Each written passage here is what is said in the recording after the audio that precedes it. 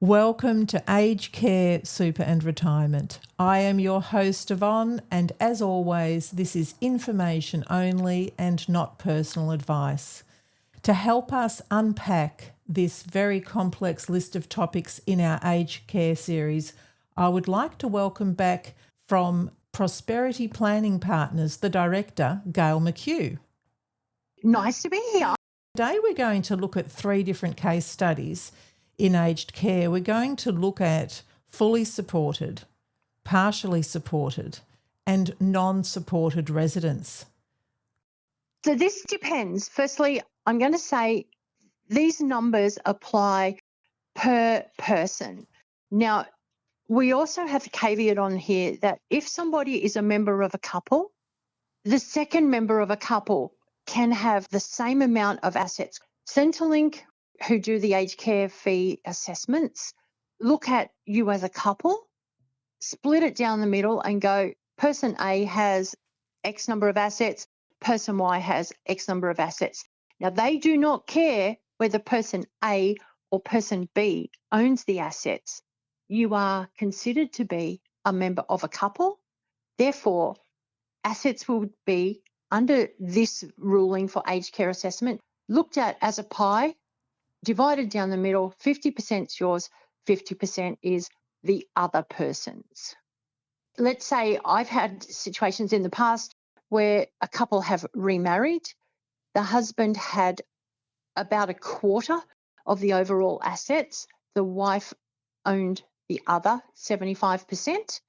And she was very affronted because she said, Gayle, that's not his money. And I went, I get that.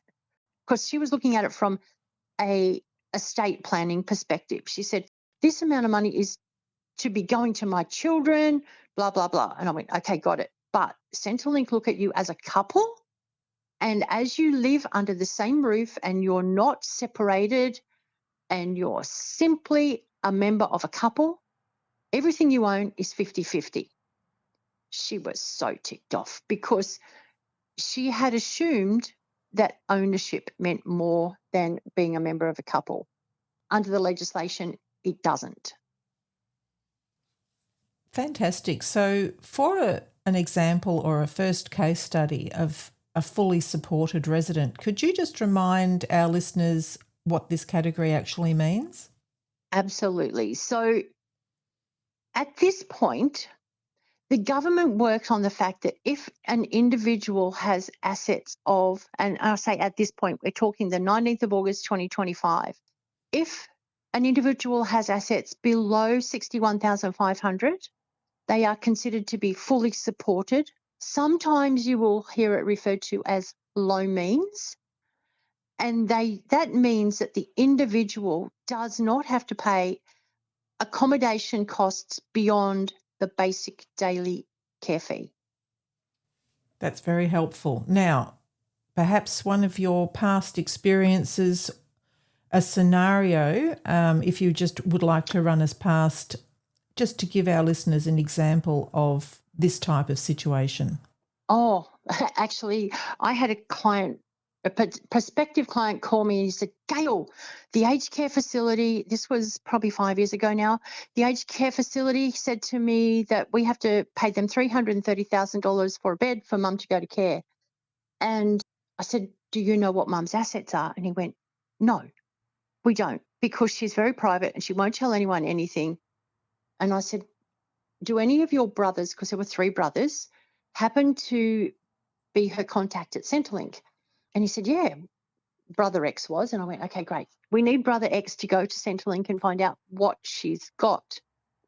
Now, it turned out that mum had $35,000 worth of assets. So the aged care facility were going, your mum's bed is going to be worth $330,000. And the boys, her 3 sons, were expecting to have to go and borrow that $330,000 to be able to put their mum into aged care. It turned out that when they went to Centrelink and found out what her asset position was and that she only had $35,000 in assets, that all I said to them was, please don't stress. You just need to tell them that mum is a fully supported person and they will issue the right contract based on that situation. And he went, "Are you kidding me? We've been so stressed because we've been trying to figure out how we can afford to borrow $330,000 because all three of us are self-employed. And self-employed borrowing is a lot harder than normal borrowing if you're an employee. But they didn't even have to borrow anything. All they had to do was say, this is the contract we need." And Mum's pension then covered the cost of her care. That's amazing, Gail. And you touched on privacy, and so common, isn't it, that people actually don't know what's what, and the stress of not knowing. I always encourage people to make sure that they've got an enduring power of attorney, because when you're coming to move to aged care, the aged care facilities are going to be asking who is the power of attorney, because if they don't have somebody to make decisions on behalf of the person who's entering care, it's going to make it even harder, because then you're going to have to go to QCAT if you live in Queensland, VCAT if you live in Victoria, NCAT if you're in New South Wales, and get somebody, if this person that's entering care has dementia and they can't sign any documents under legally, you need an enduring power of attorney. And oh boy, have I got some cases that I could tell you where people have not had powers of attorney and it's turned into an absolute fun fight. And the only ones that have made any money have been the lawyers. That does sound like a nightmare, Gail. So this is just golden information here. And if I now look at another situation, partially supported, could you remind our listeners what this category actually means? Sure. So it's for people who have assets. Again, this is as at the 19th of August 2025. Currently, if they have assets between $61,500 and $206,663.20, they are what is considered to be a partially supported person. And that means if you're a member of a couple, each member will have half of, say, if it's a $300,000 asset pool, each person will be allocated as having $150,000, and the person entering care would be considered to be a partially supported person, because the person who's staying at home happens to keep the house exempt. And what happens then is that they are asked to make a daily accommodation payment. So it's a daily contribution to cost of living in the aged care facility, but these people are not asked to pay a full RAD. Now, it's really important that if you fall into these brackets, that you tell the aged care facility, this is my type of contract that I'm going to be needing. Disclose your assets to them, and they will go, okay, we can roughly work out what your future cost of care will be. That's so interesting. And you've mentioned in couples, and then I'm just thinking if someone is the last person there, and you've mentioned about the 2-year time frame, and their method of payment sort of transition from the start of their care as the couple of years go by? Absolutely. So the financial or non-supported person is somebody who has assets of more than $206,663.20. So let's say your family home is worth $1.5 million. I live on the Gold Coast. That's a little bit over the average home price, but some houses here are $20 million plus. So I'm just going to use the average pricing. So if you've got a house that's worth $1.5 million and you move into care, it's going to be for the first 2 years concessionally tested at around that $206,663, because that's when they started to introduce a deemed amount for a family home. Started at $150,000 and it's been gradually increasing. It is indexed and it's currently, let's call it $207,000 for simplicity. So if your house is worth millions, for the first 2 years, Centrelink are going to consider it to be roughly $207,000. That's going to be included in your asset amount. But as soon as that 2 years is up, they're going to say to you, we're now going to assess your house at its true value as per market value.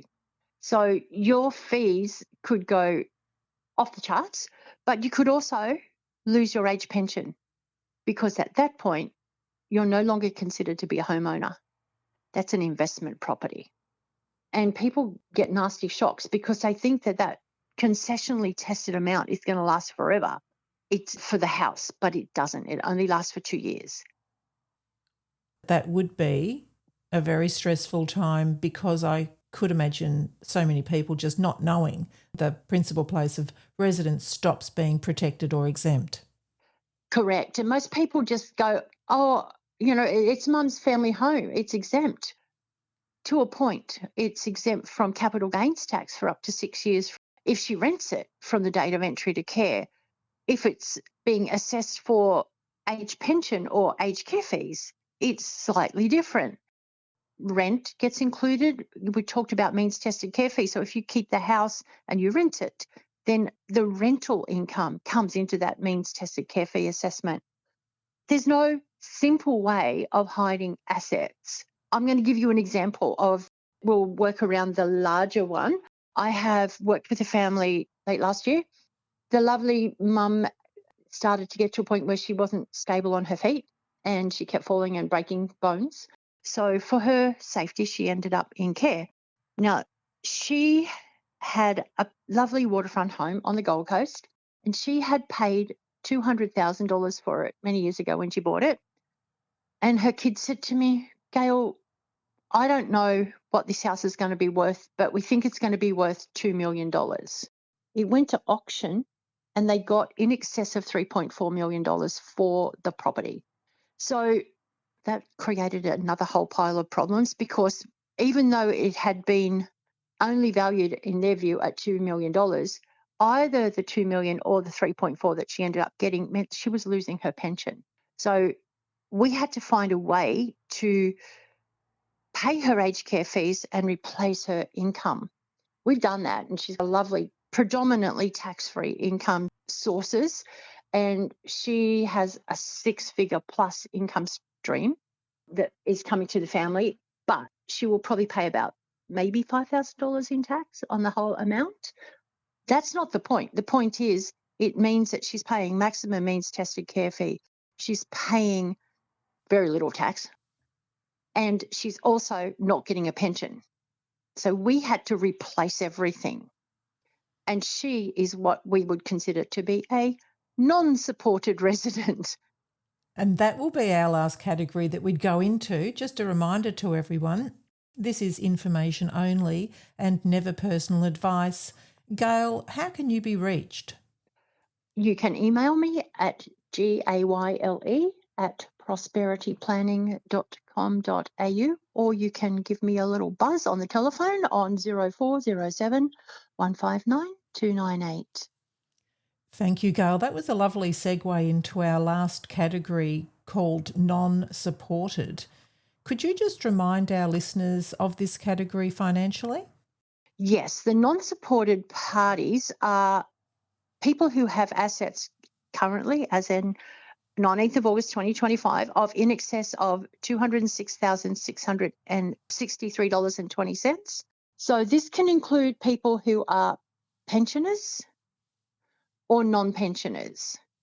Now, if you're a non-pensioner, it's really important to make a decision as to whether you fill out the form, which is called an SA 457, because that's the form that you would need to provide Centrelink to give them values of your current assets. If you're a pensioner, you don't have to worry about that, because your assets should be kept at current updated valuations.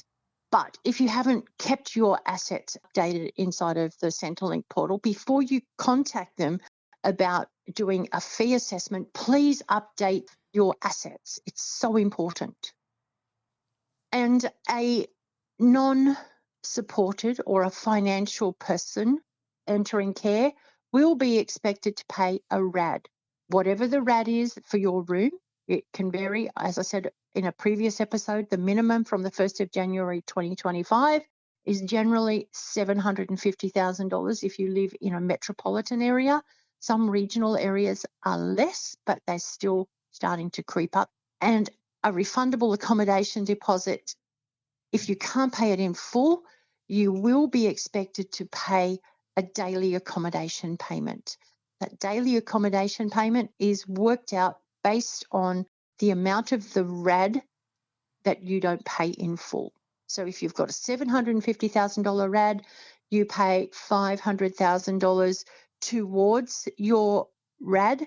That extra $250,000 is going to be charged at a daily rate based on the maximum permissible interest amount, and that currently is 7.81%. And that effectively will see you paying an additional amount on top of the daily care fee, even if you've partially paid the RAD.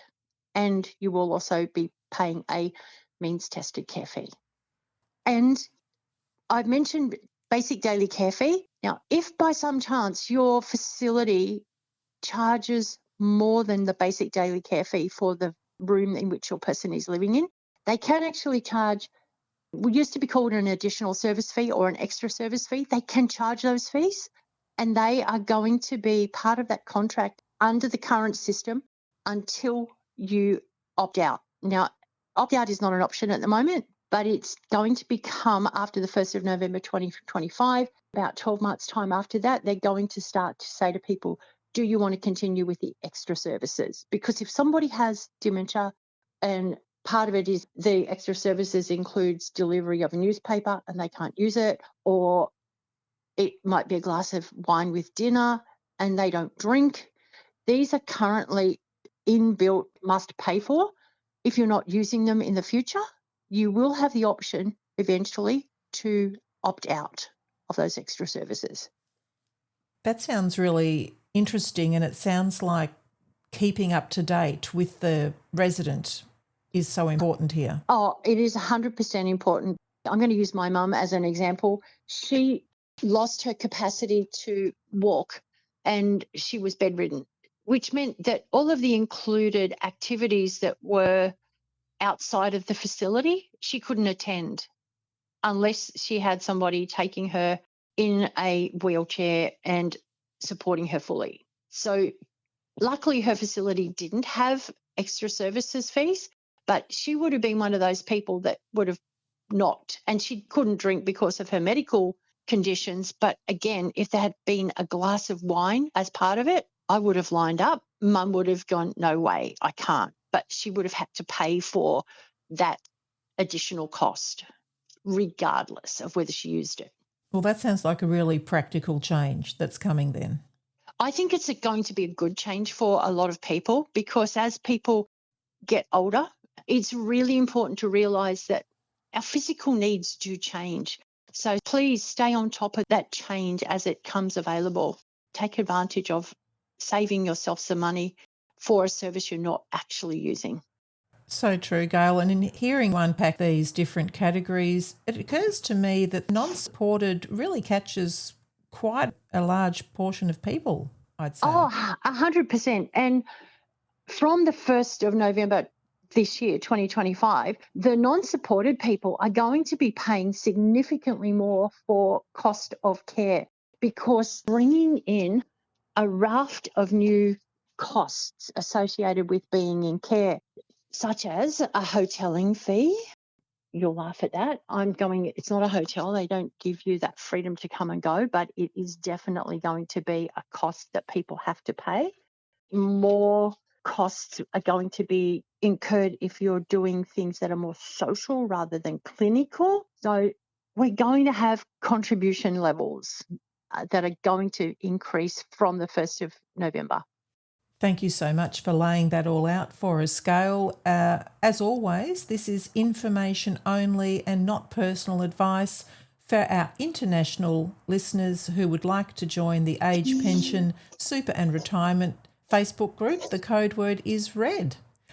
And for now, goodbye, Gayle. Thank you. Talk again soon.